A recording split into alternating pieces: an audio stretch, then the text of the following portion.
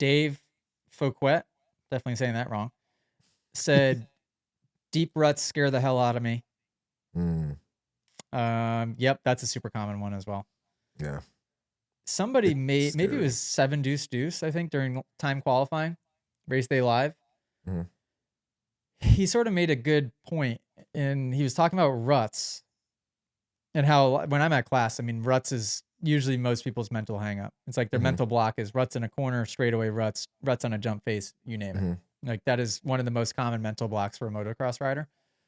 And he said that for the pros, his theory was that he just thought that there was so much repetition and that they had proven to themselves so many times that they have gone in the rut and come out the other side of that rut that they just now believe when they're entering the rut that they will get through it, which sounds obvious, but that is a very different perspective, I think, than maybe most people have in riding, that they just are trying to micro adjust and look at every inch of the way and staring straight down at their front fender.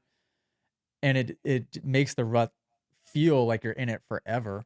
First of all, and a lot of them the tracks are coming so at you a million miles an hour, and it just having a little bit of that belief, picking your chin up and just looking to the end of the section. Just let that bike do the work for you. Yeah, and that is such a good point. Is a lot of people, you know, classes or outside of classes are like, dude, there's a long red tree. What do I do? And it's always like, you say this, and so many other pros say this. It's like, don't worry about what's right in front of your wheel. Look towards the end of the rut and let the bike dance underneath you and do its own thing. Make the bike take the brunt. Make the bike do the work.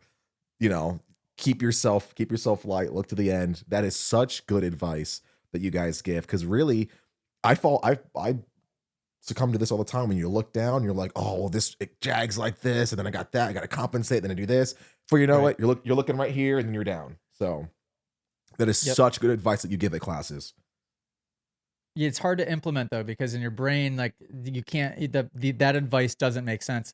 It's like when it was like when I learned to backflip at Pastrana's house, and Travis's advice was just do a wheelie on the top of the jump face and don't let go of the bike. And literally he was teaching me how to backflip, and that was all he told me. And in my brain, I was like, tell me more. What do you mean?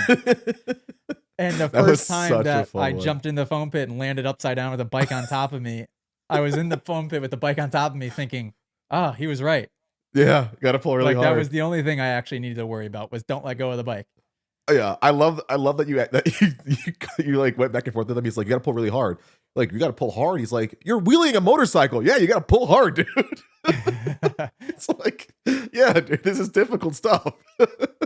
Typical overanalyzer at that point in my life, for sure. Yeah. So sometimes when you hear advice, I think that's the hardest part for people, is it sometimes sounds so simple, like let the bike do the work for you. Yeah. That it's like hard for your brain to comprehend it. If you guys enjoyed this podcast clip and you want to listen to full episodes, you can do so on Spotify and Apple Music. If you want to send in your own video submission, you can join us in the Moto Academy family inside of the Moto Academy app by just going to themotoacademy.com. That's also where you can sign up for a class. Okay, guys, see you next episode.